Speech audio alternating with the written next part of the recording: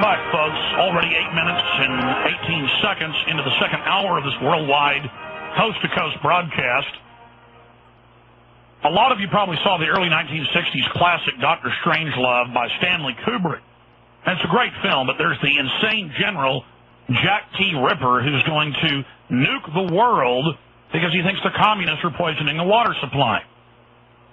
And there's lots of propaganda out there that, oh, kooks and crazies say this. Well, I scan news wires every day, and I see news articles from all the big European papers.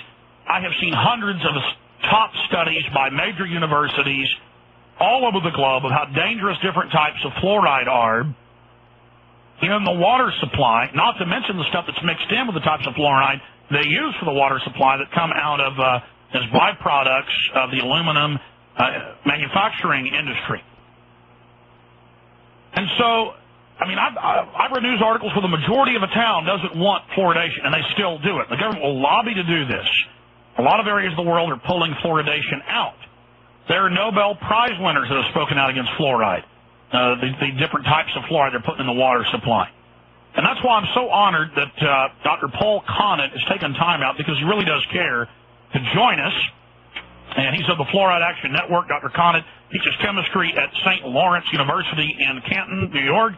He's got his first degree from Cambridge University and his PhD from Dartmouth, and is the leading scientist opposed to fluoridation. And again, he was invited to give a presentation to the National Research Council on August 12th on the concerns of the anti-fluoride movement in April. He was invited by the EPA to debate the issue, and they couldn't even get anybody who would stand up against Dr. Paul Connet. Doctor, again, thank you for joining us here on the show today. I'm delighted, Alex. Thanks for letting me on.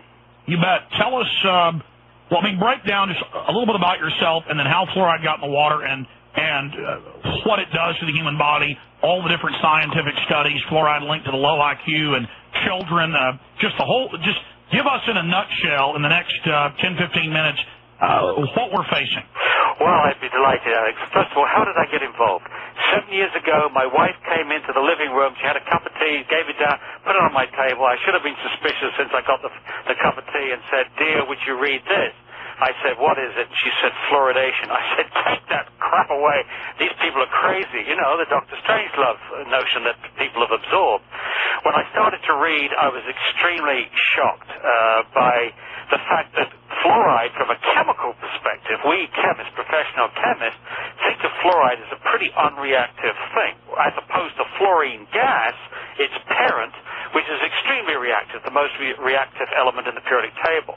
But fluoride, it should be an unreactive substance. It's like comparing sodium chloride, common salt, with chlorine gas. Chlorine gas, very poisonous, very reactive gas. Sodium chloride, you sprinkle it on your potatoes.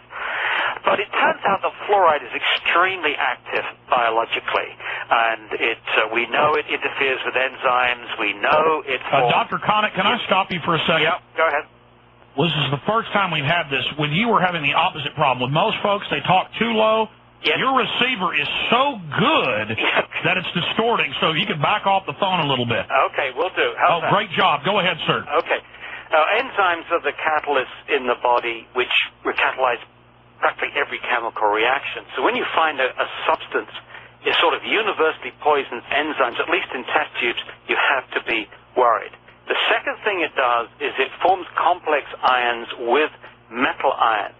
Now that means that it can interfere with the normal functioning of things that we need, like calcium and magnesium. If it gets into the right place, it can interfere with those ions. And it also means, incidentally, that if you've got toxic metals, by fluoride forming complexes with them, means it can get these metal ions like aluminum and lead into places where they normally wouldn't go. So we have a rat study, for example, where at 1 part per million of fluoride, which is the same level that they put in the drinking water, that increases the uptake of lead into the brain and forms amyloid deposits just like you get in... So it's a blood-brain barrier breacher. Yes, potentially it can get these metal ions where they normally wouldn't go because it tricks the body into seeing something different. Well, let me jump forward a little bit because I'd like to get to something... well, first of all, let me make one quick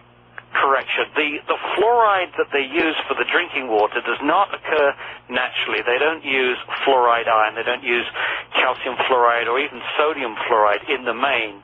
As you rightly point out, they use an industrial waste product. But that comes largely today from the phosphate fertilizer industry. And once upon a time, the phosphate plants down in Florida and Louisiana and places like that were a major source of air pollution. Now the EPA has forced them to clean up their act, and so they have these what we call wet scrubbers on the stacks, and they remove the fluoride. But that's the good news. The bad news is that they then take these scrubbing solutions, which is hexafluorosilicic acid or it's sodium salt, and that is what they use to fluoridate the drinking water without processing, without cleaning it up.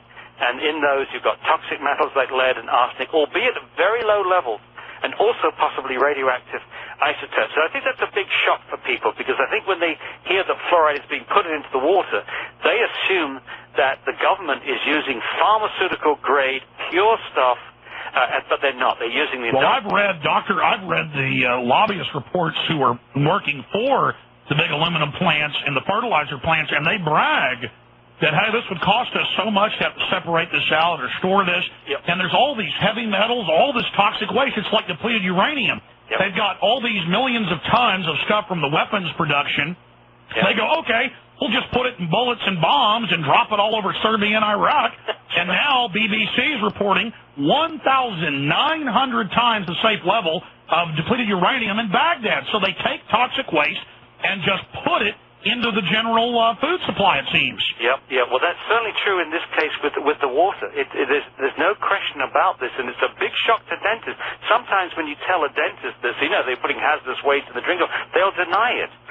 So when they go around talking about the program is cost-effective, of course it's bloody cost-effective if you use an industrial waste product. They can't dump this stuff in the sea. They can't dump it into rivers or lakes. They don't have enough water nearby in Florida to treat each gallon of scrubbing liquor with 180,000 gallons of water.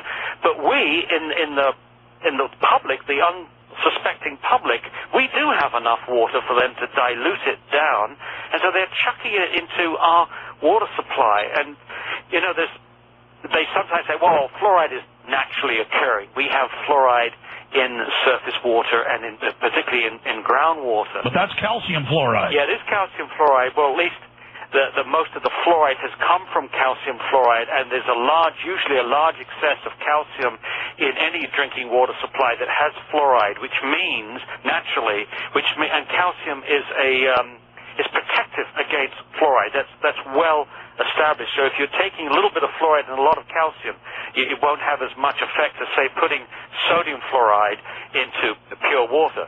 But I like to respond to this word natural, because the one place that we should take our cues is what is the level in mother's milk, mother's breast milk. It turns out the level of fluoride in mother's breast milk is, on average, 0.01 parts per million, 100 times less than the level that they put in the water. So who's right here? The American Dental Association or the forces of evolution? If fluoride was necessary for healthy teeth or healthy bones... You would find it in high levels in mother's milk. Absolutely. And if you don't, if it was necessary and it's not there, it means that evolution or God, whoever you think it is, caused this, screwed up. And I don't think nature did. And it actually tells us something else, Alex.